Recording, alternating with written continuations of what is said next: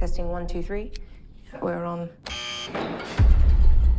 We're here to investigate a patient that killed 3 innocent teenagers on a Halloween in 1978. He was shot by his own psychiatrist and taken into custody that night, and has spent the last 40 years in captivity. Hello, Michael. I have something you might like to see.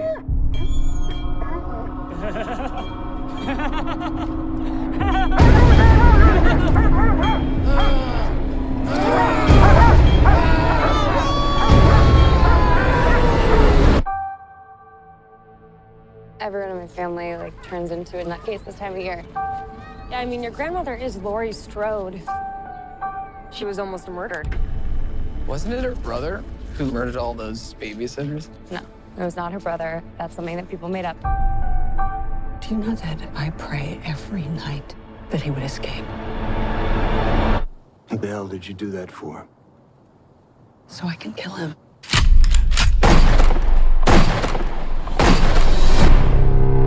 Dad, look out! The bus crashed. Mom, what bus crash? Michael escaped.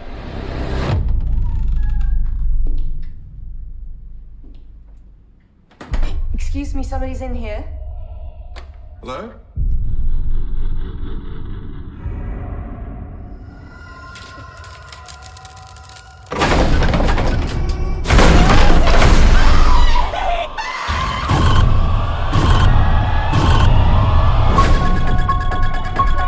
He's waited for this night. He's waited for me. I've waited for him. Get out! Go home! Get inside!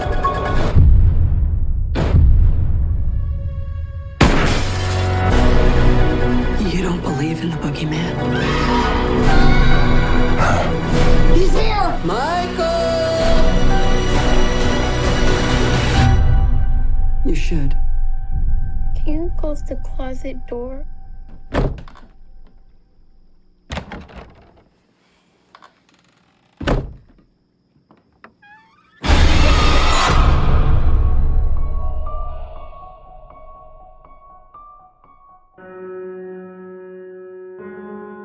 Welcome to Slash, a horror movie podcast. In season 1 of Slash, we will be covering every movie in the Halloween film franchise, starting with the original 1978 John Carpenter classic and ending with the 2022 Halloween Ends. Or does it?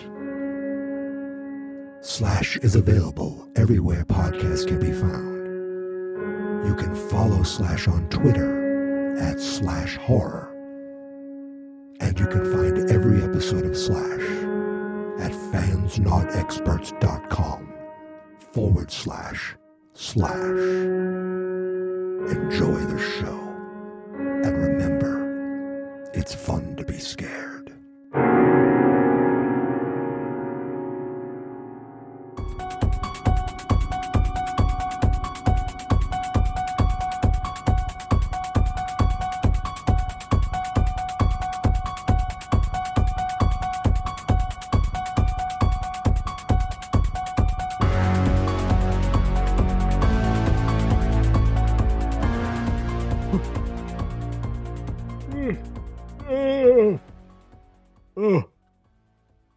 Oh my goodness. I just took the longest nap and now a real yawn's coming on. Not that the others weren't real.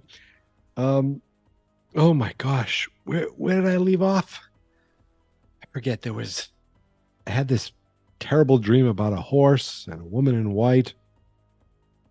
And there was like a zombie and a moon zombie and oh my God. It's all coming back to me now. Ladies and gentlemen, welcome back to Slash.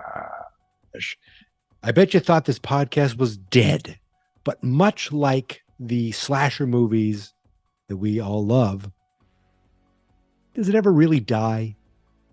There's always another sequel. There's always another movie.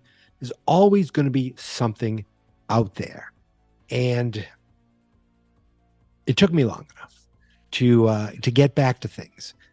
I think I prepared to do this in March, not long after doing the bad, not good Rob Zombie Halloween and the terrible Rob Zombie Halloween 2 that I still, to this day, will forever hate. I'm going to turn this light down because I feel like I'm almost like one of the Sherry Moon zombie ghosts. Woo! I am the white horse. I'm having like flashbacks. I haven't thought about that in so long. So I want to say life got in the way, but really other podcasts got in the way. And I just kept saying, I got to get back to it. I got to get back to it. I got to get back to it. And last week I said, gosh darn it, just do it.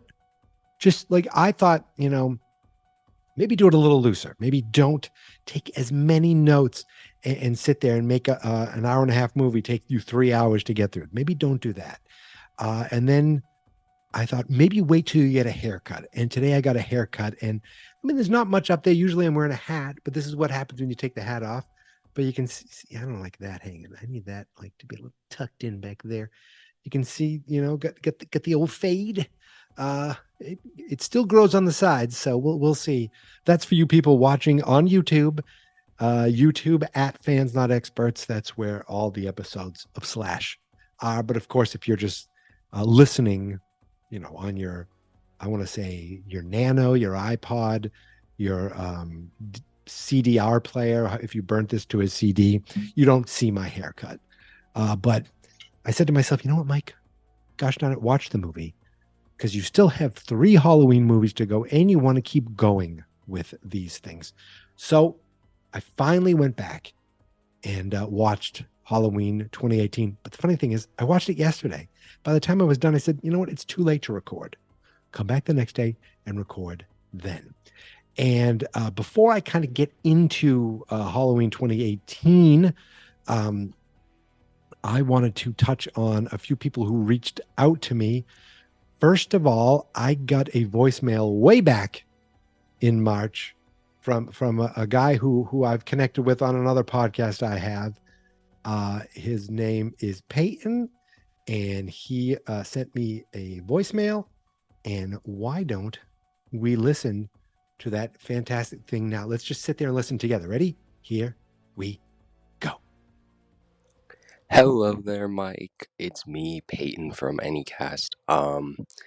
Man, this is such a cool podcast. It's really, really dope. I actually do like scarier things, so it's been cool to see you go through the Halloween series. I was wondering if you would check out sometime on the podcast. There's a couple different series, the big ones like Friday the 13th, Scream, Nightmare on Elm Street. But there is a movie that is standalone. It's supposed to get a sequel this year, or maybe next year. It's called Lights Out. It's a fun movie. I think it's actually kind of scary, a little bit. But mostly it's really fun and very interesting in the way it tells its story.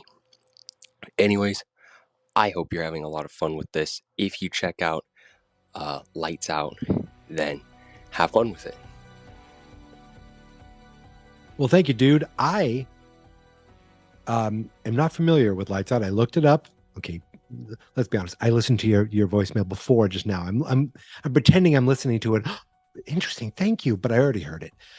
And is this the movie from 2016? So I looked it up. I have not seen it, but I definitely want to learn more about it and check it out. Especially if there's a sequel, that means it's a series. And if it's a series, even though I've done one-offs, one-off, and I will do more. Always fun to find other things to talk about, especially if it's scary in any way. So thank you, Peyton, for that voicemail. That's the first and only voicemail I've gotten here at slash. But you can send a voicemail too. I want to say it's anchor.fm slash. It's been quite a long time. And plus Anchor isn't a thing anymore. It's like, it's anchor.fm slash podcast. And that's not it. Oh, that is it. No, that's not it. Someone else took slash podcast. It's slash horror, isn't it? I'm out of the game. And there is a link on there to go to send voicemail. So it's anchor.fm slash horror. And there's a voicemail button there. But Anchor isn't a thing anymore. Spotify completely bought them out. It's just called Spotify for podcasters, but you can still get to it through the link that I said. And I think there's a link at fansnotexperts.com // Probably not the best name now that I think about it when talking about websites, because there's // it's a little confusing, but thank you so much for the one and only voicemail I've ever gotten. But I also want to talk about an email I got. This came back in May, and I replied to the email, but I wanted to give him a shout out here. Carl McLean. It's spelled McLean, so I'm going to say McLean, but it could be McLean, and you could be, related to the Nakatomi Plaza guy. I'm not sure. But Carl says, hey there, I hope you're well. Thanks for doing / podcasts currently on Halloween 5. I enjoy the style you use. Not too overly factual. That couldn't be, there's no better way to describe my podcast. Not too overly factual. Boom, you nailed it, Carl. Not biased, and unless you're talking about zombie, and enjoyable to listen to. Well, thank you so much. I was wondering you're still planning to do the Halloween trilogy. I said, Carl, yes, I am. This was May 31st that I wrote back to him. And now it's July 26th that I'm recording this. You might not be seeing it till Friday. I'm not sure. But it's almost 2 months later. Carl, this episode is dedicated to you and to Patton. For reaching out. I appreciate it. And I raised my cup. Now, if you're listening to the podcast, you have no idea that I just raised the cup, unless you hear the ice. I have some Diet Starry, sugar-free Starry, which is basically, I guess, Sierra Mist. They just gave it a cooler name. But the cool thing is, if you're seeing this on the video, that I have this cup, and this is not, I don't have a sponsor. There's no sponsors on this. You see, it's a Jaws cup. You got the shark, you got the orca. Now, the reason I'm bringing this up is because I bought this on something called Fright Rags, which is a website, frightrags.com. And they send you the cup, but they throw these little things in here. They throw a card. They throw a little like sour candy. But look at this card. I don't know if you can see this. This is a card, a Fright film facts about something about killer clowns in outer space. Great. That's fun. But they also sent me a sticker. And this is the exciting thing. They sent me a sticker of the poster of Halloween Resurrection. Yes, the movie where Jamie Lee Curtis is on the cover. She's in it for, I think, 75 seconds, maybe. And of course, we have Tyra Banks and Busta Rhymes, and they make that, there's Kung Fu. There's like a reality show. So I have the sticker. I'm not sure what I want to stick it to, but I'm going to stick it to something. Still not the worst Halloween movie. It's up there. It's up there. It's not the worst, and I'm not sure if it's going to even crack the top 3 worst. It might. I haven't finished this series yet. In fact, what we're talking about today is a movie that I thoroughly enjoyed in the theater, and when I watched it again, I thoroughly enjoyed it again. I'm just spoiler right out of the bat. This isn't going to be a time where I crap all over this movie. I pretty much enjoyed this movie the first time I saw it, and I'm enjoying it. I enjoyed it this might be the 3rd time I think I've seen it, but I enjoyed it during the rewatch. So just want to talk to you a little bit about Halloween 2018. Halloween 2018 came out on October 19th, 2018. It was which is my best buddy's birthday, October 19th. So I was going to say we're almost there. I've lost track of all time in space. It's July. It on a budget, this is what I wrote down. It's 106 minutes long. It has a budget of $10 million, which is, I wrote, less than Zombie's Last Mess. It has a smaller budget. Has a domestic gross of $159 million. $159 would be bad. And another $100 million internationally. It was a big, big hit.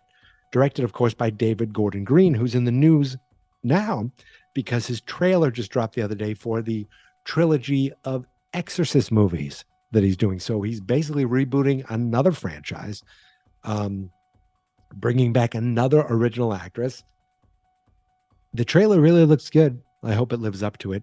And this movie is written by Jeff Fradley, David Gordon Green, and the one that threw me for a loop, Danny McBride. Danny McBride, who I think I first remembered hearing about in Tropic Thunder. That's the movie. I think that's the first time I saw him. I never watched Eastbound and Down. So Tropic Thunder is the first time I heard of him. And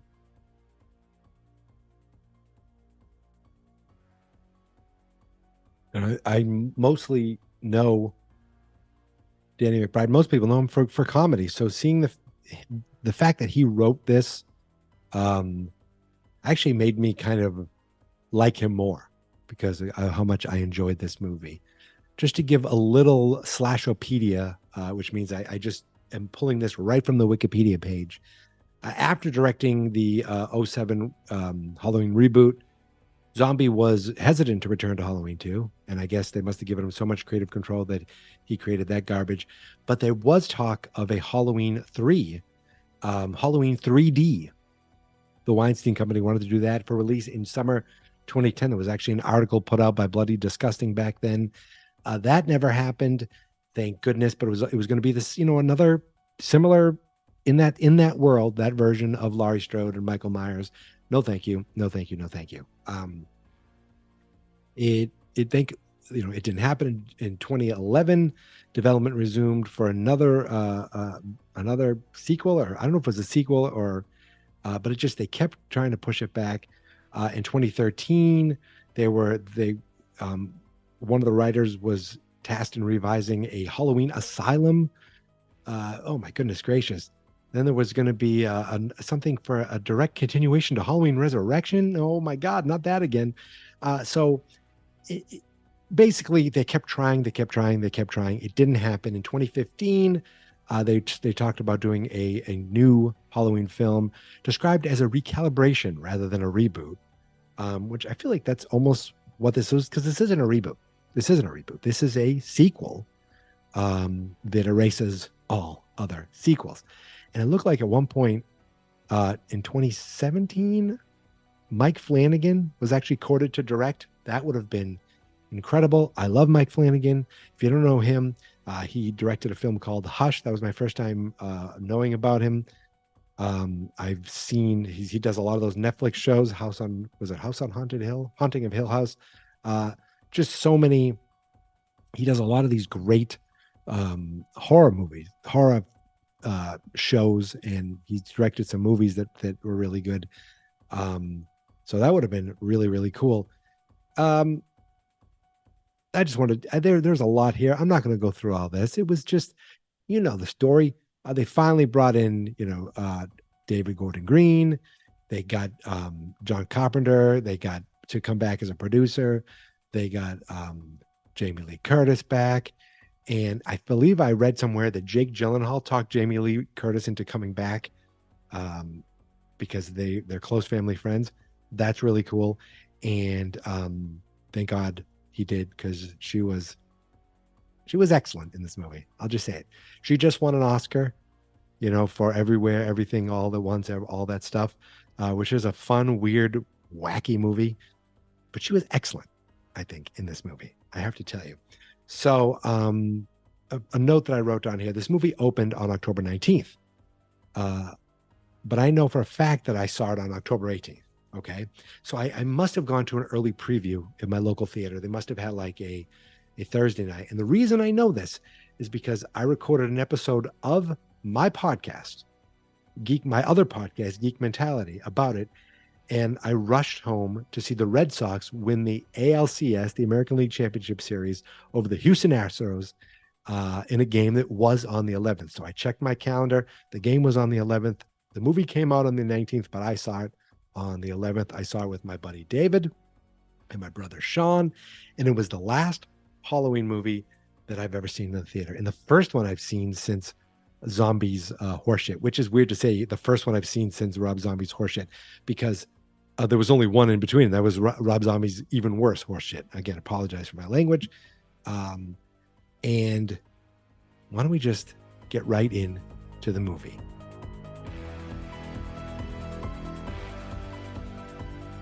So Halloween 2018.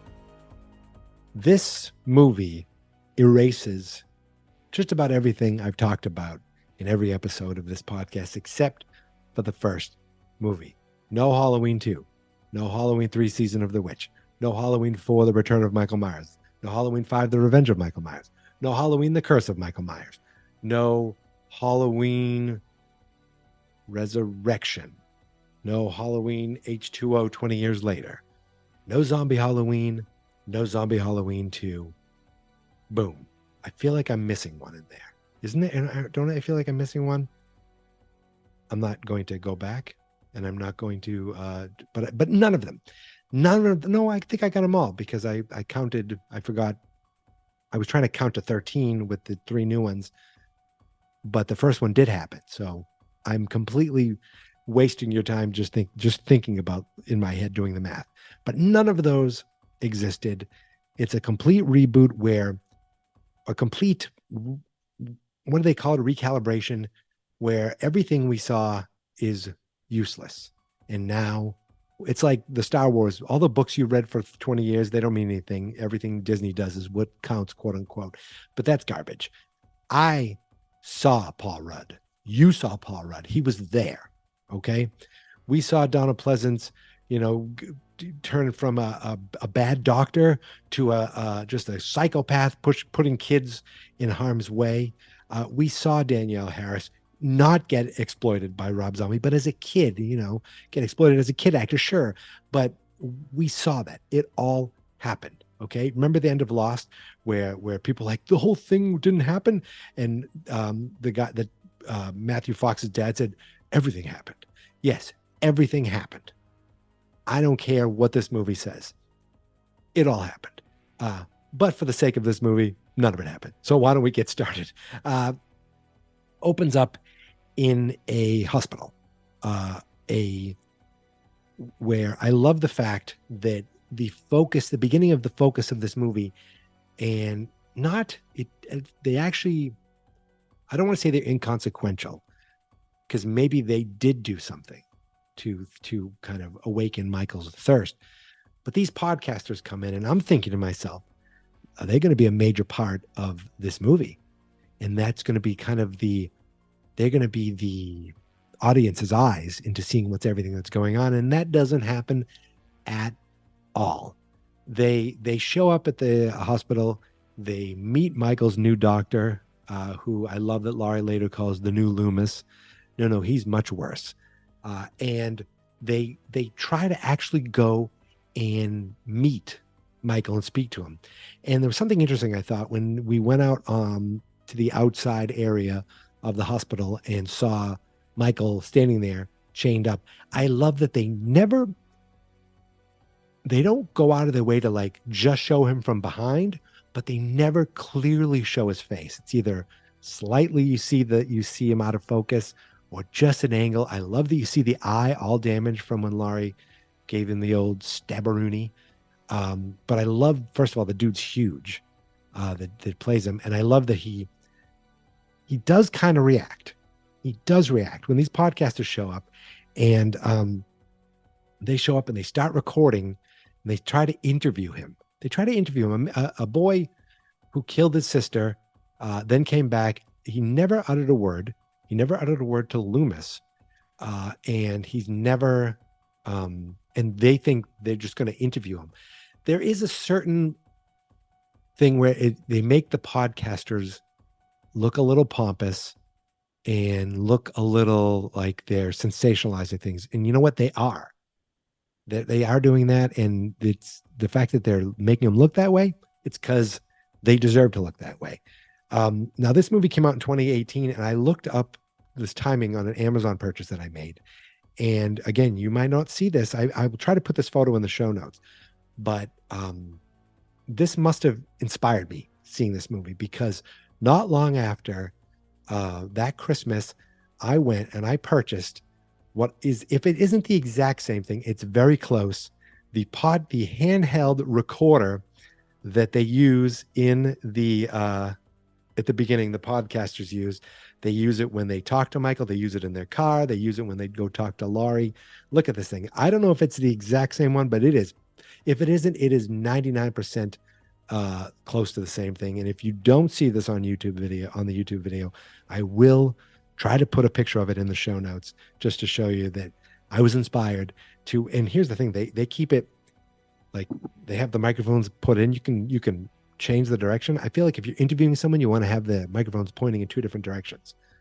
But you might have heard me on other podcasts talking into this thing, and I just wanted to show it to you and say, look, podcasters really do walk around with these things sometimes. But they show up, and one of the podcasts is like, Michael, I want to show you something. My friend in the district attorney's office showed me this. I was like, really? And he pulls out the mask. Now, the mask looked a little brighter when I first saw it there. But he pulls out the mask and he shows it to Michael. And he's like, you can feel it, can't you? And there was one problem I had with that. I was like, should he feel it? I mean, let's think about it. Let's really think about it. He comes back. He steals a mask for one day, puts it on, kills some people, gets shot. We don't know what happens at the end of Halloween 1, but at some point, quote unquote, he gets caught. Okay. Halloween 2 never happened. So we don't know at this point how it happens, how he gets caught. But it's not like he's been wearing this mask in 8 other movies. It's not like he's been wearing this mask and looking for this mask and finding versions of this mask for years and years and years. He wore it for one night. So should he be that connected? And like to the fact where he feels the mask? It's not like he's connected to any knife. He'll pick up any knife or hammer and use that to kill you. But, you know, should he be connected to this mask so much? We're connected to it because it's iconic in the world of horror, in the world of movies. We're more connected to it than Michael should be. That's just a little pet peeve that I thought, like, should he feel connected to it? But he does seem to react to it a little bit. He gives like a Tim Allen. He doesn't say that, but in my head he does. And then of course the podcast is like, say something. Boom, ding, ding, ding, ding, ding, ding, ding, ding, ding. We go right to the opening credits. I love the credits are basically just like from 1978, but they're in reverse. We see a pumpkin going from being rotted to being fresh. I'm going to take a little sip of my Jaws cup. We go from them going to visit Michael right away to go to visit Laurie. She seems to live in some sort of fortress that, you know, it's cameras, gates, locks, everything. But they're like, we want to talk to you. We're investigative journalists.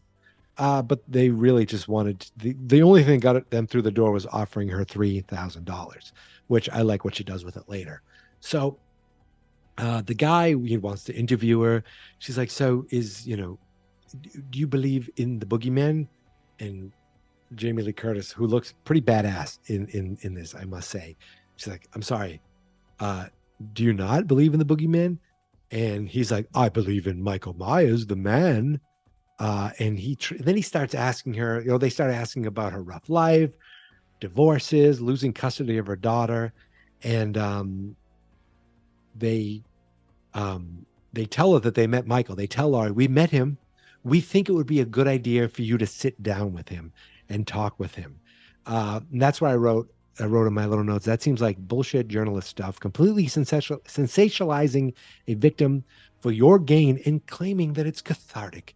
I find that is such garbage. And at this point, it makes me really dislike the guy.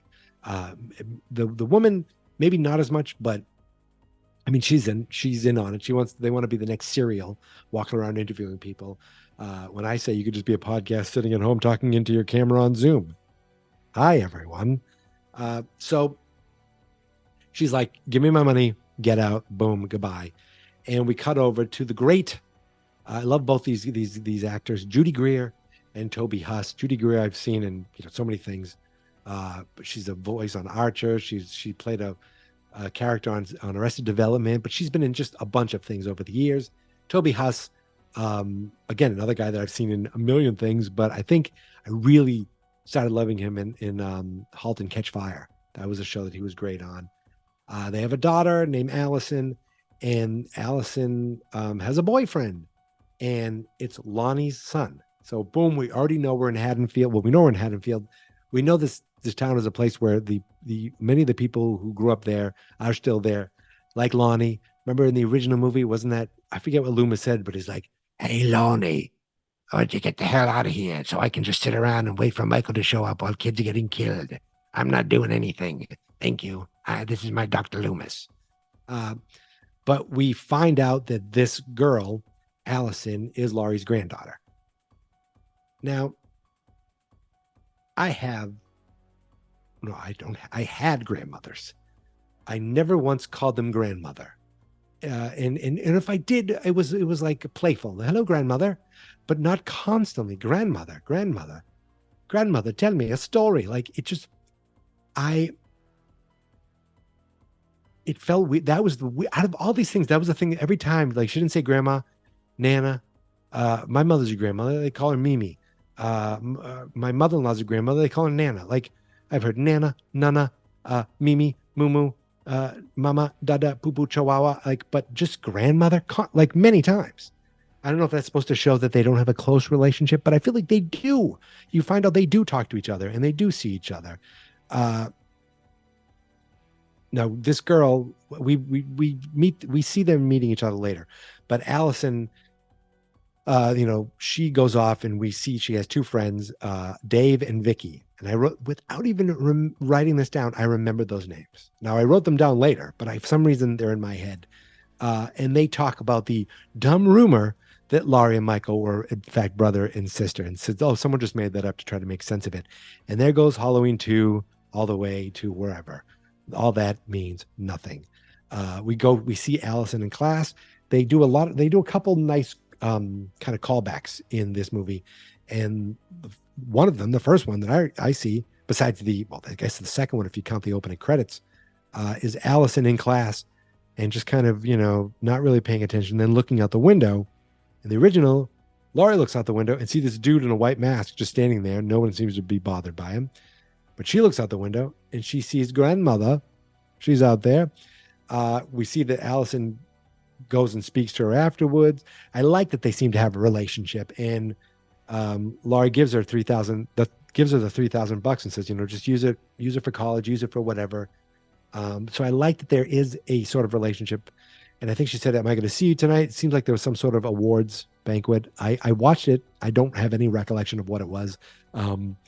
She's like, "Oh, I don't know. I don't know if I think she kind of wasn't sure if she'd be there." But even the granddaughter was like, "You need to get over Michael Myers because it's Halloween time." This woman went through something that seriously like messed her up for the rest of her life. And they're like, "You need to get over it. You need to get over it. On Halloween, you can get over it on November 5th, but on Halloween, no, please don't. Or the 30th, no. Thank you very much." So we go back to the podcasters and they're listening to an old Loomis tape. And it's kind of cool that whoever's doing the voiceover, the voice of Loomis, it needs to die. But then, of course, the tape is so old that it slows down. It's like, it needs to die. What do we see now? Why isn't Laurie actually going to hang out with her granddaughter right away? Because there's a prisoner transport. I forgot to mention that. Michael's going from one hospital back to Smith's Grove. I don't know why in the world they would still trust this hospital with Michael or any hospital. Why transport him? Has a prisoner transport ever gone well in a movie? Okay. Richard Kimball he barely got out alive, and he was innocent. Michael Myers is not innocent. And of course, the prison transport isn't going to go well. I do like the fact that we don't actually see it not go well. It just kind of, we see the aftermath. But Laurie's there. She has a gun. And I'm thinking to myself, is she there just in case something happens, or is she planning to take a shot? I don't know. But speaking of a shot, she ends up showing up at the family dinner and shoots back some wine. She seems to be having a bit of a panic attack. She really is a basket case. She shows up. She says, "How did everything go?" And then she starts apologizing. Then she starts crying. She says, I saw him. And Karen, her daughter, I feel like she's put up with enough that she really doesn't want to deal with this. She's like, you know what? This isn't the time. You shouldn't be doing this. And she tells her kid, Allison, that she had a rough childhood. All that prep work, all the stuff that Laurie put her through, really messed her up. So we cut over to now this dad, and this is actually the part that I hate the most in this movie. I shouldn't say I hate because it's bad. I hate because it kills me. For years, my thing was, Michael Myers doesn't kill kids. Rambunctious teens, sure, but children, no. And now that's over. So this dude shows up. He's got his son who wants to hunt and fish, but he really wants to dance. That's his most important thing. And I get it, because I have friends whose son is like this wild hip hop dancer. He travels all over the place doing dancing and stuff. I understand the love of dance. I have the love of dance myself. I'm not going to prove it right now, but I could, I have a little rhythm in me. But this kid is like, I just want to dance, Dad. And then they almost hit someone in the middle of the road. And all of a sudden we see the bus on the side of the road. Now, you and I already know what's going on. There's some people walking around. There's a bus on the side of the road. Obviously, Michael Myers got loose, killed everyone, or let people free. It kind of very reminiscent of the original movie where people are just wandering around. Michael takes the car and heads off. So actually, it's almost exactly what happens here. The car stops. The dad gets out because he's an idiot. He doesn't show up. Then the kid gets out. Now, the kid is less of an idiot. He's got a gun at least. But when he says, Daddy, now that guy was way too old to be his dad. I'll say that. But hey, you know what? I'm going to guess that this is his second family, and he's trying to do it right this time. But he doesn't do it right because he gets killed. We actually don't see him get killed. We don't see it till later. We see a police officer who says, run. The kid runs back to his car. Very smart, calls 911. Michael Myers is in the backseat of his car and kills the kid. Kills the kid. Right away, I was like, what? This is not the John Carpenter Michael Myers that I remember. But it's been a long time since he's rock and rolled. So maybe but then later he bumps into kids and he doesn't kill them. Michael. Maybe he just really needed the car. Michael does love to drive. And he drives a few times in this movie. So this is how he gets his car. And I assume this is how he gets to Haddonfield, right? We meet Officer Hawkins, who was the coach for Remember the Titans. Then he became the assistant coach. And I just like this actor because I don't know his name exactly, but I like the way he talks. He always talks like this. And we find out later that Officer Hawkins actually has a history in Haddonfield. He was one of the police officers that showed up for the first time back in 1978. So he shows up. He sees the dad is dead. Got his neck cracked. We see the doctor. I forgot to mention that the kid went on the bus, accidentally shoots the doctor. But thankfully the doctor's alive. I don't mean that. I wish it would have been better if he died then and there. But thankfully the doctor is alive, but Michael's gone. So right now we're at a kill count of, I want to say 4. 2 cops, because there were 2 guards. I don't know if the bus driver was one, or if the guard was a driver and another guard. So 2 officers, the kid and the dad. So that's why I'm saying my kill count right now is at 4. and that we see the doctor, his quote unquote new Loomis, is alive, and now he is with Officer Hawkins. We jump over to the podcasters, and they go to see Judith's grave, to record a very special episode because they're recording outside the grave. Now, mind you, unless they crank this recorder up, when I usually talk to it, I'm talking to it from like less than a foot away from my face. I put a windscreen over it because it pops with peas and it picks up a lot of wind. And they're going to be outside. They're not going to have great audio. I'm just throwing it out there. They're not going to have great audio when it gets done. And maybe they can clean it up. I don't know. But they go to the grave, and we see Michael, because what does Michael do? He's obsessed. He goes to the grave too. We see him kind of watching from afar. And of course, I love you. See him there. And then the woman who's working at the cemetery looks over, and then he's not there. Classic Michael Myers. So he is on the loose. I do love that. Then we get to a gas station. We get to the gas station, and that scene is actually, I actually really, really enjoyed this scene the second time around, how it was done, because we're focusing on the podcasters. They're getting gas. The girl goes in to say, "Where's the loo?" Now, come on, I know you're not. It's different in the United States than it is in jolly old England. But would you really say "Where's the loo" in the United States at a gas station? I feel like you've been in the United States long enough that you would say, "Where's the restroom?" At least, "Where's the lavatory?" Something like that. But "Where's the loo?" I'm sorry, "Where's the bathroom" that you Americans call it? But I love when we see that. We kind of see Michael just slowly walk by. Then we see him in the background beating the hell out of someone. I just think that was so well done, because it is, if you're not paying attention, then you're not going to, see this. We see the guy the other podcaster look in and start to see one guy's face is ripped open. He obviously he wanted to get his mechanic suit. So why, of course, go to a mechanic. I think that just makes him feel comfortable. It was never established why. I feel like the first time he just found a guy in the first movie and killed him. He found the pickup truck and killed him. Now he's like, I got to go back to a mechanic. I got to put my costume on. So I got to go kill a mechanic. So he does that. Luckily, the mechanic is exactly his size. He was a big guy. He probably went from so many gas stations, and there were these little guys like, "What do you want there, buddy?" And he just keeps walking. "Well, that's strange. I don't know why he didn't want to talk to me." Then finally he sees a big guy, and Michael's like, "You." He doesn't say it, but he points. And then he kills him. So the lady podcaster goes to the bathroom. The guy podcaster comes in at that point. Well, first, he finds the dead bodies. Michael goes into the bathroom. I don't know why, but he goes into the bathroom, and maybe he's looking for his mask. He goes in. He opens up the doors. He shows teeth. He drops a bunch of teeth on the ground. Cool looking. I don't know the significance. Then he smashes the door open. He tries fighting the woman. The dude comes in, tries to fight him off. He kills the dude. Then he kills the woman.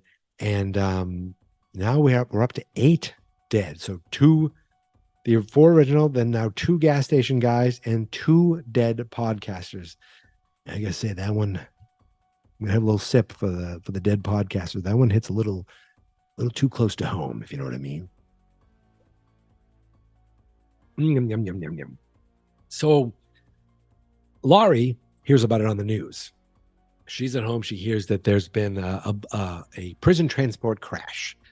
And you think, I thought she's going to be on lockdown. She shows this cool, rad hidden basement that has a kitchen island that covers it. I feel like that's where she's going to be. But no. She's not on lockdown. She goes to her daughter's house. There's a door open there. She shows up. She's like, "Come on, we got to leave. We got to leave town." And I feel like this would have changed a few things. Once we heard that this guy was loose, I feel like things should have happened that didn't happen. Now, of course, they can happen because you need the movie to happen. But in reality, you feel like there could have been more precaution taken. So she doesn't tell them that Michael escaped. She's like, the bus crashed. They're like, Laurie, you have a gun. Get out of my house. Mom, you can't do this. It's like they don't listen. It's the stupid, like, I don't have time to listen to you. I can't take the 5 seconds for you to explain to me. So they don't listen to her. She goes to the gas station. And we see the officer sees her. You can see there's a connection. They know each other. And then we see that's where he says, I was there that night, the original night with the babysitter murders. And we cut to night. We go from there right to night, and Michael's back in town. Oh, that was actually a really cool shot when he, after he kills the podcast, he goes out to the car, takes the mask out of the trunk of the car, and slowly puts it over his head. I thought that was really kind of well done, and that was just a cool, one of the iconic shots of this movie, and one of the most memorable ones. I think it was in the trailer too, just the way the mask, putting it on, really well done. So now it is Halloween night already, and Michael's just back in town. There's kids walking around trick-or-treating. Oh, that's right, I forgot. We see the cops, and they're like looking at the bus manifest, and of course, they found a few of the characters, and he says, "Oh, what are we gonna do? We can't cancel Halloween." And it's like, yeah, maybe you should have, because they realize that Michael Myers is out there. But he's back in town. He bumps into kids, very much reminiscent of the original. He doesn't kill these kids. He just kills Lumpy. The dancing kid for some reason. But I do love, there's a really kind of cool long oneer, as they say in the biz. So he goes, we watch him kind of, bump into the kids, then turn, walk around this house, and at one point he goes, it's not all in one shot, but a lot of it is where he goes into this house, grabs the hammer, then we see him come into the house, we see a woman in the kitchen, it kind of cuts away, and we see Michael go into the kitchen, bash her with the hammer, grab a gun, grab a knife, and walk out of the house. He walks by a baby, doesn't kill the baby, very nice, but he upgrades to a knife, goes out the front door, and then he goes, he goes into another woman's house.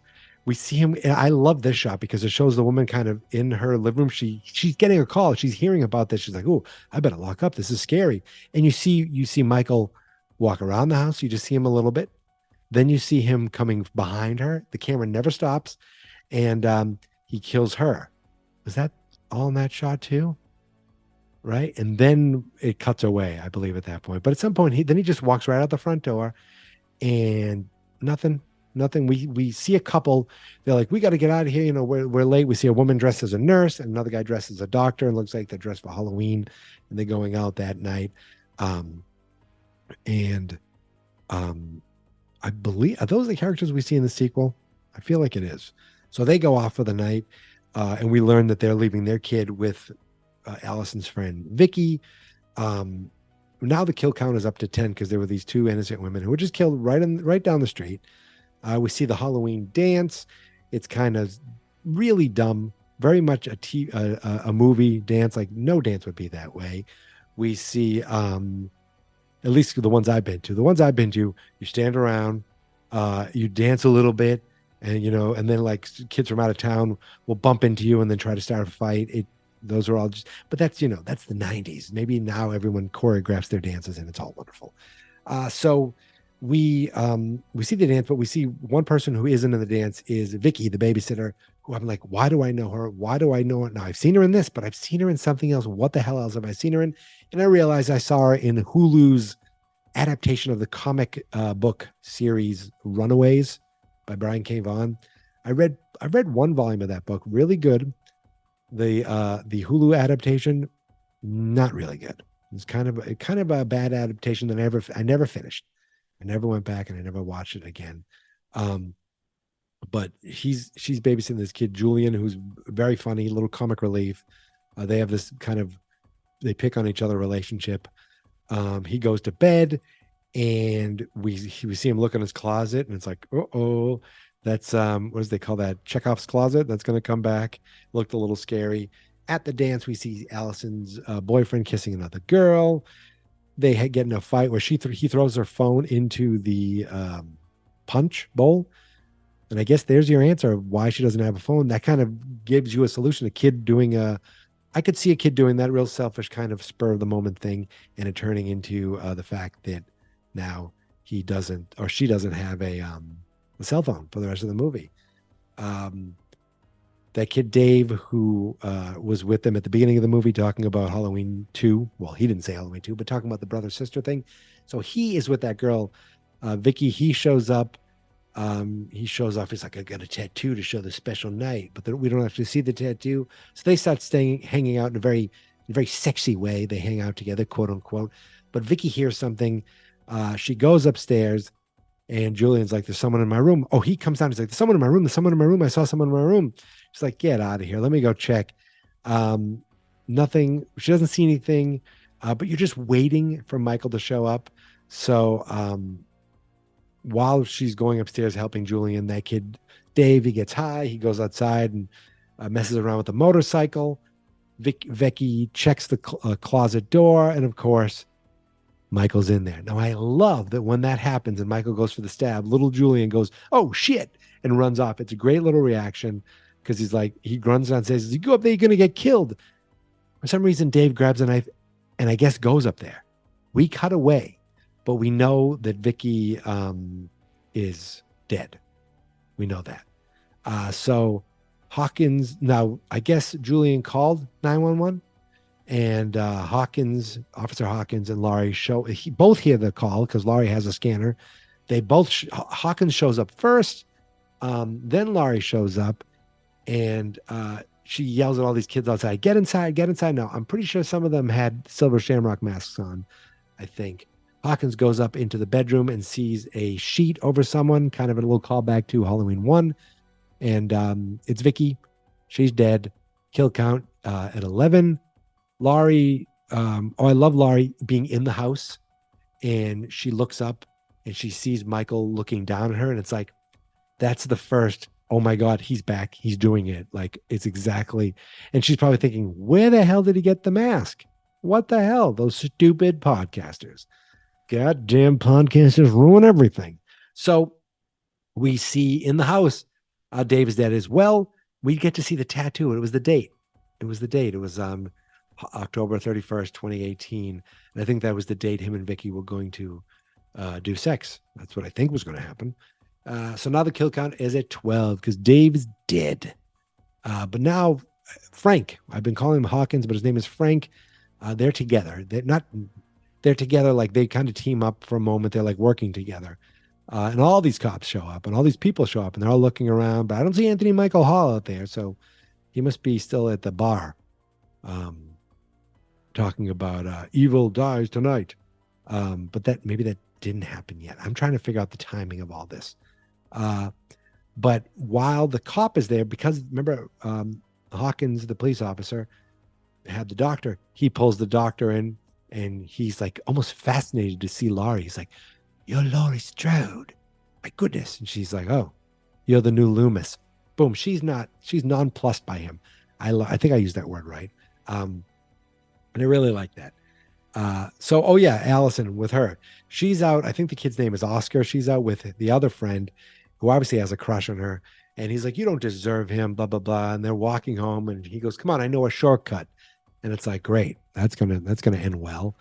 The doctor is with Hawkins. So they're off again. They're off doing their own thing. Everyone kind of comes and goes. They're talking about Laurie.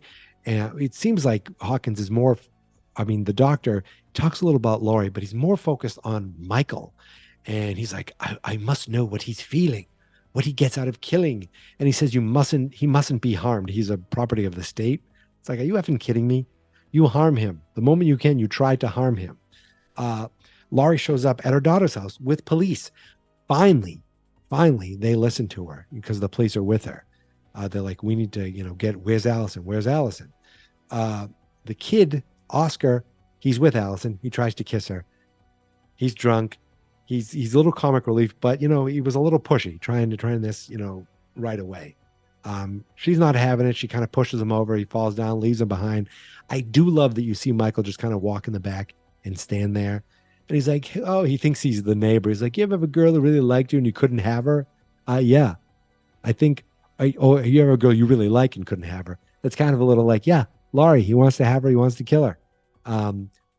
But finally, I like these like motion lights. They go off, they go on, and Michael gets closer. And I have to say, Michael Myers gets his first Oscar because he kills him and he puts him right up on a gate. Kill count 13. Ooh, I still have a few more left. I know the total. You might know the total too. So Allison sees Michael. He finally sees her, and she's like starts screaming, "Help! Help! Help!"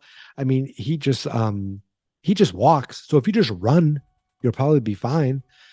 So Karen's freaking out. She's trying to call her daughter. She can't get through to him. Laurie's, screaming, Karen, you have to get out. We have to get into the house. You need to get into the house. So they're trying to get everyone into Laurie's house because she's got, the badass house that can save them all, basically. While they're doing that, Allison does actually get help. Like you think, in some of these movies, you remember Danielle Harris, I forget her name, and when she was a little kid, she's screaming and like lights are turning on, but no one's doing anything. In so many horror movies, nobody does anything. But thankfully, Allison does get help from the neighbors. It's a nice change. And Hawkins and the good doctor show up to get her and bring her back to grandmother's. Thank goodness. Thank goodness. So we got, Karen in her house. She's like looking around. You can see she's a little like, just like, oh, this is my life. This was my life for so long. And here we are. It all come, this is what it was all about. I can't believe this is actually happening. She shows the hidden basement under the island. And thankfully, with under there, she, Laurie, and Ben, the dad, they're all safe. And Laurie gives them all guns. I love that. Karen seems a little apprehensive of it, but maybe at this point you should believe your mother and maybe you should trust her now. So they just find Michael kind of wandering the road, and Hawkins just like, you know what? Let's do this. And he runs Michael right over, and the doctor's like, oh, you've killed him. He goes over, he checks on him, and he flicks this little knife. And this was where I was like, really? Huh? And he turns and he stabs Hawkins, turns on him and stabs him, leaves him to die. But I'm not counting that in any sort of kill count because Michael didn't kill him. And this is all about Michael's kill. So he's left bleeding. We assume he's dead. Wink, wink. But I wrote down, I thought he was in the sequel. I forget. I don't want to say too much, but whatever happens, he stabs Hawkins. And then this is weird. He's like, so this is what it feels like. He puts the mask on. He caresses the mask. He actually drags Michael Myers' body in, puts it in the police car with Allison. I was like, it's a little like this doctor's that obsessed. We have to have that on top of the fact that Michael is coming back to try to kill Laurie. Like to me, it felt like, what do they call that? A hat on a hat. It's like, did we need this as well? No, I feel like we didn't need this at all because the doctor drags Michael into the cruiser, sits her up against Allison. Allison's kind of freaking out. We do get a fun little story of a fun little thing with these two cops having discussions about sandwiches. It was a fun little, just kind of jokey conversation put in the middle to kind of give you a little levity for a moment. But in the car, the doctor's going on and on about how, about understanding Michael. He wants to learn so much about him. And Allison's like, Michael spoke to me. He's like, what? He spoke to me. You need to let me go and I'll tell you what he said. He's like, I'll tell you what he said. He pulls the car over and the cops down the street are like, what the hell's going on? Hey, Hawkins. They try to call to him and they don't see what's going on. Michael wakes up, puts the mask on, doesn't worry about Allison right there, starts smashing the doctor, drags him outside. Allison just runs away. And again, we get another say something. The doctor's like, say something. Like the big thing is they just want Michael to talk. That's the big thing. What if he was like, Pudding, what? I want reporting. Like, say something. And Michael's like, I'll say something with my boot. And he turns the doctor's head into a pile of red jello. So the kill count now is 14, but Allison got away. Those other cops go to see Hawkins. Now, when they do, it's a weird thing because, and I was like, oh, these two guys, they'll be dead soon.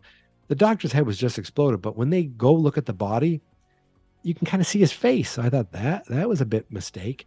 And Michael's like right there ready for him. We don't see anything happen to them, but we do see the aftermath later. So Laurie's like ready for Michael to arrive. And, Karen's like, you want him to come here? She's been ready for this for years. We see a dollhouse. They show a dollhouse in ScreenRant.com. They said that's a replica of Karen Laurie's house from the original movie or the Myers home from the original movie. And I'm like, no, it really isn't. It's not even the same color. Maybe it's similar. Maybe it's supposed to somewhat represent it, but I think Screen Rant, sometimes they really put on a stretch. I thought it was like kind of showing like, look at this girl who she did try to have this life of children of like a childhood with a dollhouse and stuff, but everything around her kind of counteracts that those. You see stuffed animals, you see a dollhouse, but in reality, she's living in this crazy house with this woman who's dead set on one thing and one thing only, and that's being ready for Michael to return. And 40 years later, here he is. We see her earlier shooting these mannequins. We see her training, doing all these training things. It is badass. It is, every time they brought Jamie Lee Curtis back for Halloween 2, Halloween Resurrection, H2O, and well, those are it, right? Wait a minute. H2O took place before Resurrection. Oh my goodness. There was one that I'm missing. Isn't there? 6? No, whatever. The point is, she's okay in all those movies. She is just badass and excellent in this. And this is how she should have been from the beginning. While all this is going on, Allison's just still running in the woods. She's just running in the woods. From who? I don't know, because Michael isn't anywhere near the woods. He's near the house. But the dad sees a police cruiser come up. He's like, oh, any news on Allison? Hello. He goes up and he's like, hello. And you think you see a jack-o'-lantern in there. You open the door. You see one cop's dead. And I don't know. I think he's holding the head of the other cop. And it's just the face of the other cop over a flashlight. I was like, oh my God, that's gross. I love it. Oh, look out, Ben. Look out, Toby. Because behind him, Ray, not Ben, behind them, Michael Myers shows up and chokes Ray and kills him. And but a gun goes off. I'm like, what the hell's going on? So 2 cops and now Ray. Kill count, it's 17. I have to tell you something, folks. That's it. Spoiler alert. That's the final kill of this movie. Because from there on out, it's Laurie, it's Karen, and it's Allison against Michael Myers. So Laurie gets Karen into the panic basement. I was like, I would have been there the entire time. What are we waiting for? Then Michael smashes through the door, and he is really getting it. That's the thing. All this like preparation, and she has this glass on the door that can be easily smashed through.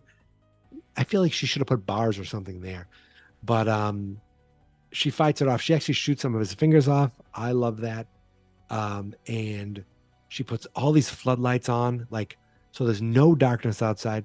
She goes into the basement. Michael lets himself in finally, breaks his way in pretty easily. Then my favorite line of the whole movie, and I wrote it down, the quote. She's like, because you could see all the hurt she did for her daughter, but she's like, I was wrong to raise you that way, but at least I can protect you. Nothing will happen to you. I was like, that is like, come with me if you want to live. That is such the way she says it. It was just felt like that. If there's an iconic line from this movie, this is it. And she said, I know you thought this was my cage. But she says, I know you thought this was my cage. She doesn't finish the thought, but you're like, okay. She's in her domain now. And she's ready to go upstairs and finish this. So she goes up and she goes through like a closet. and he's not there. And the entire upstairs is empty. And I realized she doesn't have much use for anything up there. So why bother? She goes into a room, she clears it, and then she has these rolling bars. She hits a button, and these bars roll down and close the room off. It's one less place for Michael to hide. And I love that. Just like clearing this room. Allison still running in the woods. She finds a place with I wrote down, she finds a place with all these mannequins in the woods. What is that all about? And then I realized, oh yeah, Laurie shoots all these mannequins, and that's what she's been using for target practice. So she's close by the house. So Laurie clears another room. Then she goes into a room with all these mannequins. Okay. And so there are mannequins in all this room. She sees blood in a closet. She opens the closet, ready to shoot, but it's just dear old dead dad. Where's Michael? Excuse me. He's behind some of the mannequins. Boom. He bursts in and they fight. She has a knife. He chokes. She bites. He tosses her off a balcony. I love this. He tosses her off a balcony. Michael looks over and sees her. Allison shows up at the front door. She's like, hello. Michael's like, huh? Then he turns back and Laurie's gone. And it's like, diddly. Another little callback to switcheroo at the end of the original Halloween where Michael's not there. The music stinger. Perfect. I love it. So Allison comes into the house. Karen opens up the basement quickly, gets Allison to go downstairs, but Michael notices it. He notices something's going on. He comes down. He wonders where they are. Where might they be? But somehow he figured it out. He takes a fireplace poker and he starts walking over and he starts trying to shake the island. He's like, he's shaking it, trying to figure it out. Karen downstairs, she sees a gun with her initials on it. And the look on her face is like, yep, this is what my life has been. This is what I've been ready for. Michael rips the friggin' island, like shoves it right off. And it's open. It's right open. And I love this. This was great. Karen's like, I can't do this. I can't do this. She's holding the gun. And finally, Michael steps in and she goes, gotcha. Boom. Shoots him. Michael took the bait. She shoots him right in the face. Laurie comes out of the darkness. Another callback, I think. Laurie kind of coming out of the darkness. Happy Halloween, Michael. Stab fight. Michael falls down the stairs. Then Karen and Allison fight. They finally fight to get out. Michael tries to grab him, but they're stabbing and fighting him.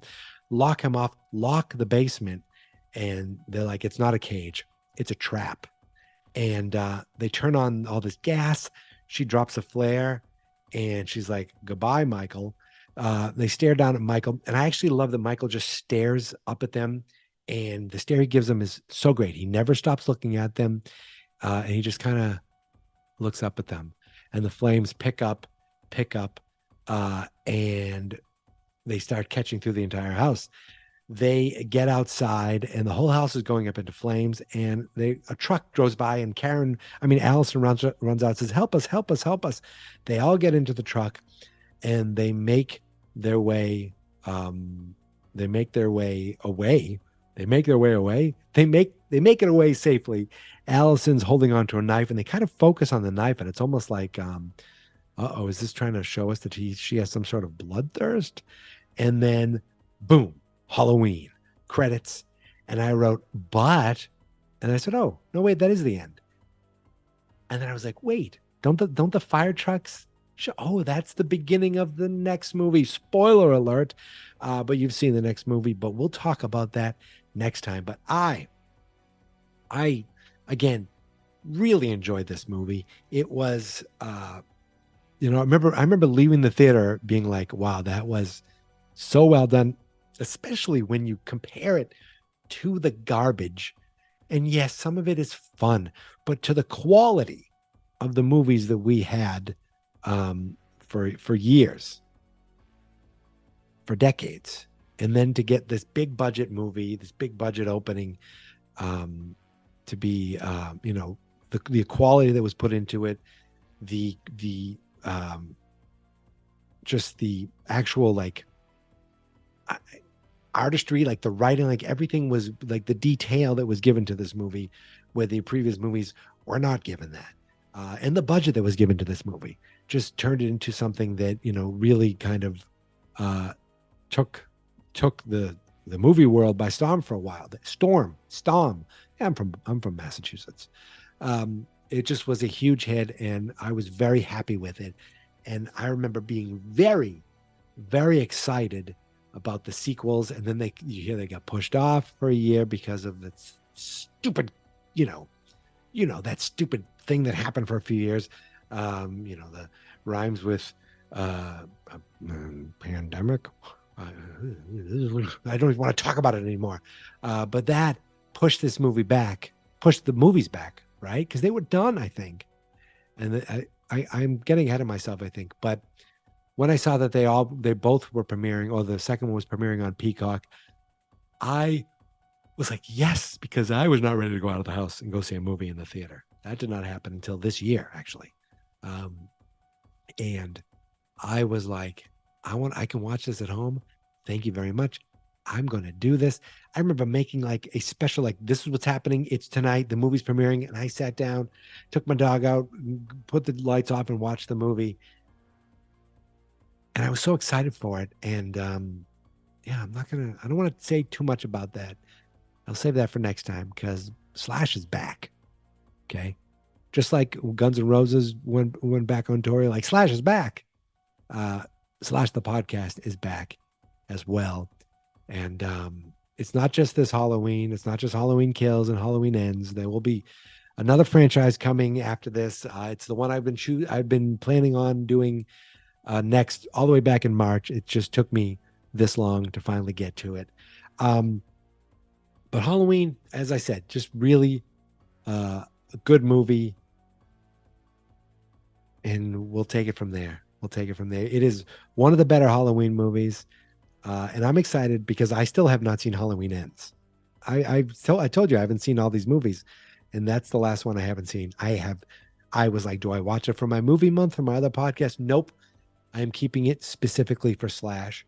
So in a couple of weeks, I'll finally be seeing Halloween Ends for the first time. And I don't know how that's going to go because I've heard things. But we're not there yet. We're still talking Halloween. We still have Halloween Kills next time. And I just want to thank you guys for still finding the podcast because I see there are still, I see listens. I see that there are people finding the show. So I appreciate it. And I hope you didn't think that I completely forgot you because here I am. Here I am right where I belong, and now it's time for more Slash podcast. So listen, you can find me on Twitter at Geek Mentality, on Instagram at Geek Mentality, and the show is on Twitter at /horror. When I say it with my Boston accent, it's /horror, and it doesn't sound right, /horror. But of course, all roads lead back to fansnotexperts.com. As I've said, as Carl said, this is my style. I'm not overly factual. I'm definitely not biased, but as he said, I am enjoyable to listen to. And so you're thinking to yourself, how do I feel? You just enjoyed this. Carl said it. I'm saying it. You're feeling it. So big thank you to Carl for writing in. Big thank you to Patton for his voicemail. And that's it. So I want to thank you all for listening. Thank you all for subscribing. I went back to an old episode to be like, how do I end this? Oh, yeah, that's right. Remember, it's fun to be scared. I haven't lost a beat. I'm still right in that kind of mediocre land, right? I mean, it's like, good enough. Good enough. For you, it's good enough. For me, it's good enough. It's good enough for me. Yeah. I should probably stop now.